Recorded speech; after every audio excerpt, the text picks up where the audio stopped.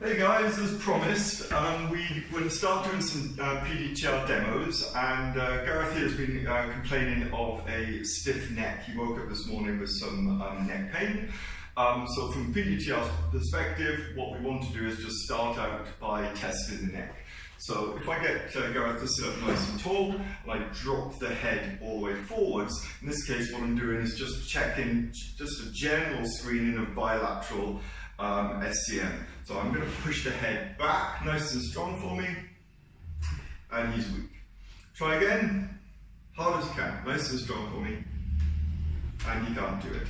Also I'm going to bring the head all the way back. I'm going to do the same thing, I'm just going to push it forward. So this time I'm just checking neck extent. So strong for me, and he's weak. Strong for me, and he's weak.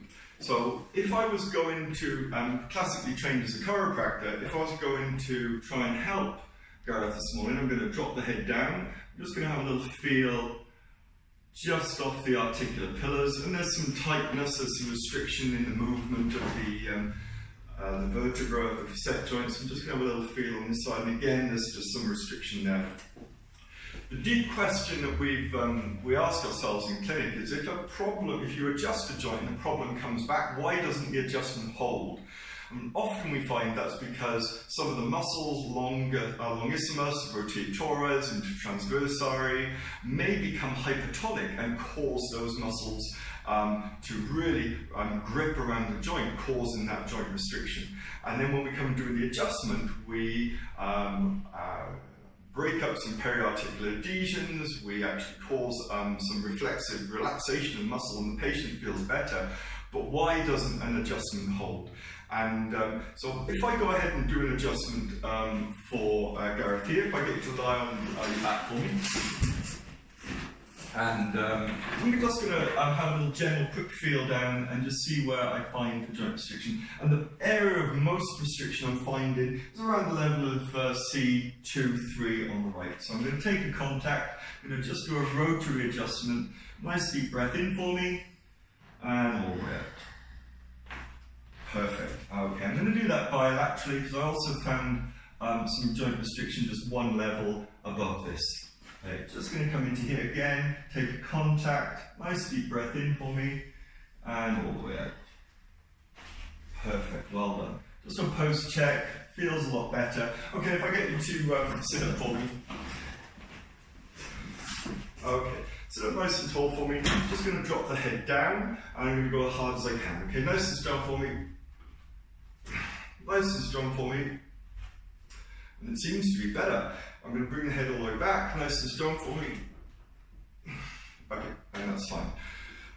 What we'll do to the patient, so on the bench the patient looks as though they're fixed. I'm quite happy with that. Probably do some soft tissue work just to kind of relax the musculature, maybe give him some exercises, and hopefully he's fixed. But does the adjustment hold? So I'm going to get Gareth to jump up and down or walk around or something.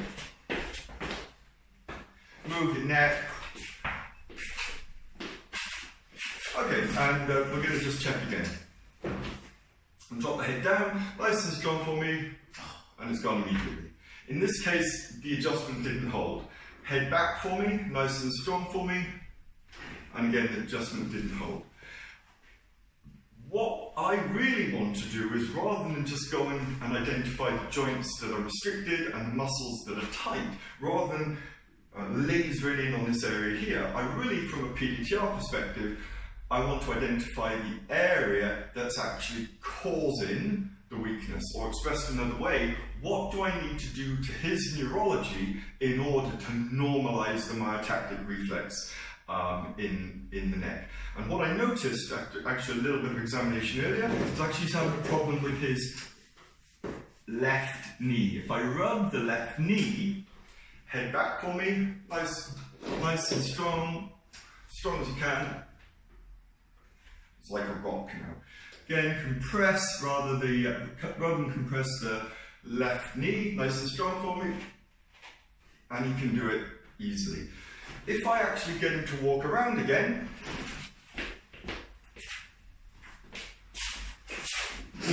strong for me, problems come back instantly. So if I zoom out now and check the knees onto your back for me, and I check the right knee. I'll just ask you to bend here and put my hand on his other knee, and you're going to push up for me, just a general screening, and he's fine. If I check his left knee, again nice and strong for me, strong, strong, strong. No, he can't do it. But if I compress the knee, nice and strong for me, he can do it 100%. So we confirmed 2 ways. Compressing the knee here actually helps his neck. Also, when we compress the knee, it also helps his knee, although he didn't know that he had a problem with the knee. So using P-DTR method, what we need to do is identify, actually, we know the location, but of the 18 different types of sensory receptors, we don't know which ones at fault. So I'm going to take a indicator muscle, nice and strong, and check that it can inhibit normally, which it can.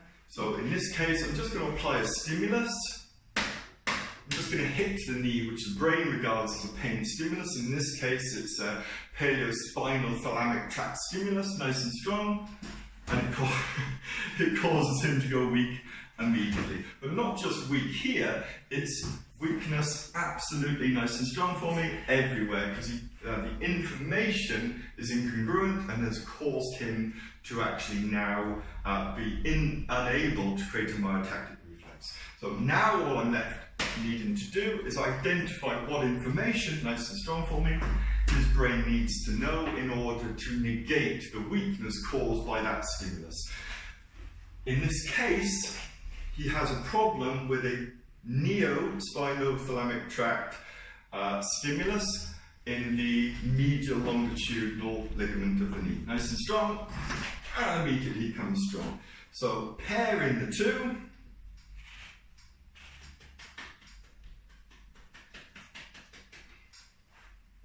hitting a reflex, and hopefully, nice and strong for me, strong,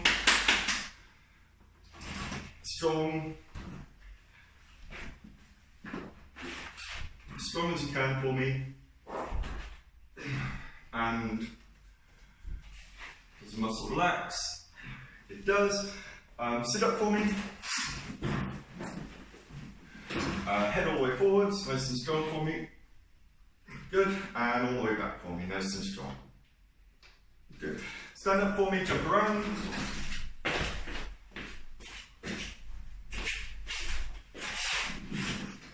One more time, drop the head down, nice and strong for me. And drop the head back for me, nice and strong. Okay. Hip here, head back for me. Perfect. So just a very, very quick demo into P-DTR method.